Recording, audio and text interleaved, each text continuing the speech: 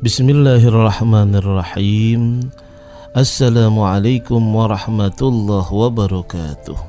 Kita ini sekarang akan membahas tentang hukum daripada berzina, yang konsekuensi hukum tersebut diambil daripada Al-Quranul Karim dan juga hadis-hadis Rasulullah SAW.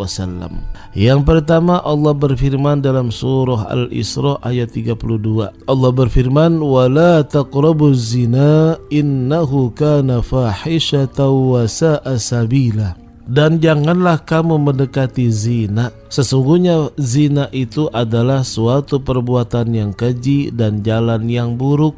Ada juga firman Allah Subhanahu wa taala dalam surah An-Nur ayat 2, "Az-zaniyatu waz-zani fajlidu kulla wahidin minhuma mi'ata jaldah wa la ta'khudhukum bihima ra'fatun fi dinillah in kuntum tu'minuna billahi wal yawmil akhir wal yashhad 'adzabahuma ta'ifatun minal mu'minin." Perempuan yang berzina dan laki-laki yang berzina, maka deraklah tiap-tiap satu dari keduanya dengan 100 kali cambukan. Maka cambuklah tiap-tiap satu dari keduanya dengan 100 kali cambukan, deraan. Dan janganlah kamu belas kasihan kepada keduanya di dalam menjalankan ketentuan agama Allah Subhanahu wa ta'ala, yaitu jika kamu beriman kepada Allah dan hari akhir, dan hendaklah dalam melaksanakan hukuman mereka disaksikan oleh sekumpulan orang-orang yang beriman.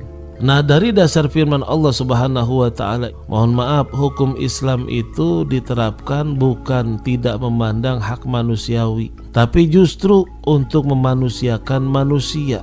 Salah satu contoh, hukum had, zina, jika dilakukan pembelajaran kepada siapa saja yang melihat, yang menyaksikan, sehingga menanamkan rasa takut kepada Allah Subhanahu wa ta'ala atas hukuman tersebut. Sehingga apa? Dia tidak mau mengerjakannya, dia tidak mau melakukannya, bahkan dia menjauhkan dari perbuatan zina. Salah satu contoh, mohon maaf, hukuman Islam jika diterapkan ya, katakan orang yang mencuri itu dipotong tangan. Kelihatannya tidak manusiawi, tetapi pembelajaran yang luar biasa. Apa hikmah dibalik kisos potong tangan bagi orang yang mencuri? Ketika ada pencuri atau koruptor, dipotong tangan. Kemudian pasti anaknya bertanya, "Ayah, kenapa tangannya dipotong?" Cucunya juga bertanya, "Kakek, kenapa tangannya dipotong?" Kemudian dia menjawab, karena ini menjadi hukum yang jelas di pemerintahan, katakan ya, ayah ini mencuri, ayah ini korupsi, sehingga tangan ayah dipotong. Wah, langsung tuh tertanam di hati anak, ya Allah, jangan sampai saya mencuri, takut seperti orang tua saya dipotong tangannya. Jangan sampai saya korupsi, jadi pejabat apapun jangan korupsi. Karena apa? Takut dipotong dan dosanya itu sangat besar. Nah, ini diantara hikmahnya, ya, diantara hikmahnya. Begitu juga dengan perbuatan zina. Kalau diterapkan hukuman ini, insya Allah nggak ada yang meremehkan perbuatan zina, bahkan tidak ada yang mau melakukannya. Kita bisa bayangkan dalam surah An-Nur Allah berfirman, "Fajlidu kulla wahidin minhuma mi'ata jaldah." 100 kali cambuk. 1 kali cambuk aja sudah sakit, bagaimana 100? Nah, ini bahkan konsekuensinya bukan hanya dicambuk. Nanti kita akan membedakan antara orang yang berzina tapi dia sudah menikah, atau orang yang berzina tapi dia belum menikah. Ini bedanya ada, yaitu perbuatan zina yang dilakukan oleh orang yang sudah menikah, atau juga menikah kemudian dia melakukan perbuatan zina, atau dia belum menikah, masih lajang tapi dia sudah melakukan perbuatan zina. Ini memiliki hukuman berbeda. Hukuman pezina di awal Islam berupa kurungan bagi yang telah menikah dan ucapan kasar dan penghinaan kepada pezina yang belum menikah, al-bikr. Allah berfirman dalam surah An-Nisa ayat 15 dan 16, "Dan terhadap para wanita yang mengerjakan perbuatan keji, hendaklah ada 4 orang saksi di antara kamu yang menyaksikannya. Kemudian apabila mereka telah memberi persaksian, maka kurunglah mereka wanita-wanita yang berzina itu dalam rumah sampai mereka menemui ajalnya, atau sampai Allah memberi jalan lain kepadanya. dan terhadap dua orang yang melakukan perbuatan keji di antara kamu, maka berilah hukuman kepada keduanya. Kemudian jika keduanya bertaubat dan memperbaiki diri, maka biarkanlah mereka. Sesungguhnya Allah Maha Penerima taubat lagi Maha Penyayang. Ini surah An-Nisa ayat 15 dan 16. Kemudian sanksi itu diganti dengan rojam, dilempar batu bagi yang telah menikah. Kemudian dia melakukan perbuatan zina, maka dirojam, dilempar batu, dipendam setengah badan, kemudian dilempari batu. Kemudian ditambah lagi dicambuk 100 kali bagi yang belum menikah, dan ditambah pengasingan setahun.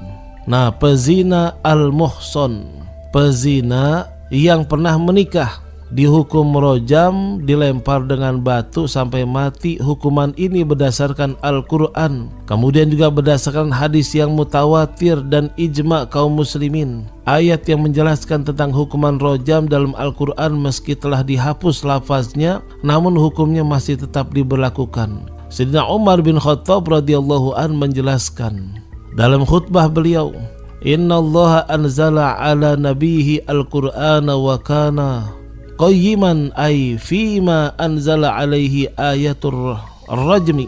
Ini panjang nih ya, yang artinya sesungguhnya Allah Subhanahu wa taala. Ini artinya saja saya bacakan karena saya juga tidak hafal lafaz Arabnya. Jadi sesungguhnya Allah Subhanahu wa taala telah menurunkan Al-Qur'an kepada nabinya, dan di antara yang diturunkan kepada beliau adalah ayat-ayat rojam.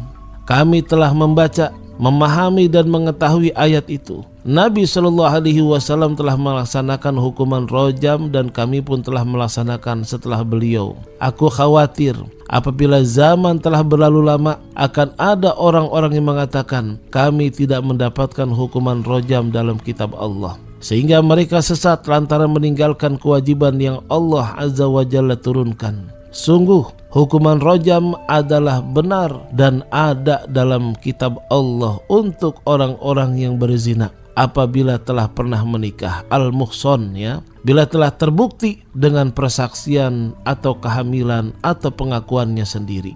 Ini bisa kita lihat di dalam hadis Imam Bukhari dalam kitab Al-Hudud, atau juga dalam babnya Al-I'tiraf Bizina 1829, atau juga bisa kita lihat di hadis Imam Muslim dalam bab Al-Hudud nomor 1691.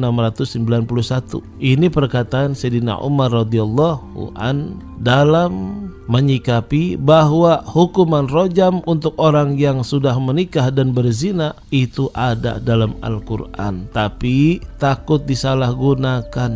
Ini adalah persaksian Khalifah Umar bin Al-Khattab radhiyallahu an. Itu beliau khutbah di atas mimbar. Mimbarnya Rasulullah SAW yang dihadiri oleh para sahabat. Sementara itu tidak ada seorang pun yang mengingkarinya. Sedangkan lafaz ayat rojam tersebut diriwayatkan dalam sunnah Ibnu Majah, di antaranya wasyaikhu wasyaikhatu iza zanaya farjumuhuma. Syekh lelaki atau lelaki yang sudah menikah, perempuan yang sudah menikah, apabila keduanya berzina maka rojamlah keduanya sebagai balasan dari Allah Subhanahu wa taala, dan Allah Maha Perkasa lagi Maha Bijaksana. Nah, sedangkan dasar hukum rojam yang berasal dari sunnah, maka ada riwayat yang sangat mutawatir, yang sangat sahih, bahwa Rasulullah SAW baik perkataan maupun perbuatan yang menerapkan bahwa beliau SAW telah merojam pezina yang al-muhson, yaitu orang-orang yang sudah menikah. Ibnu Munzir rahimahullah mengatakan para ulama telah berijma, bersepakat bahwa orang yang dihukum rojam terus menerus dilempari batu sampai mati. Begitu juga dengan pendapat Ibnu Qayyim. Tapi meskipun demikian, hukum rojam ini masih saja diingkari oleh orang-orang yang mohon maaf agak sekuler. Dan sebagian juga ada yang cendekiawan modern, padahal mereka tidak memiliki hujah dan hanya mengikuti hawa nafsu serta nekat menyelisihi dalil-dalil syar'i dan juga ijma kaum muslimin. Nah, hukuman rojam ini khusus diperuntukkan bagi pezina al-muhsan, yaitu yang sudah menikah dengan sah. Karena ia telah menikah dan tahu cara menjaga kehormatannya dari kemaluan yang haram dan tidak perlu atau tidak butuh dengan kemaluan yang diharamkan. Juga ia sendiri dapat melindungi dirinya dari ancaman hukuman zina. Dengan demikian, uzurnya atau alasan apapun yang dikemukakan itu terbantahkan dari semua saksi. Dan dia telah mendapatkan kenikmatan sempurna. Orang yang telah mendapatkan kenikmatan sempurna lalu masih berbuat kriminal, masih berbuat zina, maka kejahatannya lebih keji sehingga ia berhak mendapatkan tambahan siksaan dari Allah Subhanahu wa taala di dunia, apalagi nanti di akhirat. Ini hukuman bagi yang sudah menikah kemudian dia melakukan perbuatan zina, dirojam. Nah, pezina yang tidak muhson, yang belum menikah, pelaku perbuatan zina yang belum memenuhi kriteria al-muhson atau yang belum menikah, maka hukumannya adalah dicambuk sebanyak 100 kali. Ini adalah kesepakatan para ulama. Mana dalilnya? Surah An-Nur ayat 2. Az-zaniyatu waz-zani fajlidu kulla wahidin minhuma mi'ata jaldah. Dicambuk 100 kali. Ini keterangan dalil-dalil tentang perbuatan zina. Bahwa hukum rojam itu ada, baik dalam Al-Quran ataupun dalam sunnah. Allahumma inna na'udzubika minaz zina, ya Allah jauhkanlah kami dari perbuatan zina. Mudah-mudahan kita termasuk orang yang bisa menghindari daripada perbuatan zina. Na'udzubillah min zalik. Wassalamualaikum warahmatullahi wabarakatuh.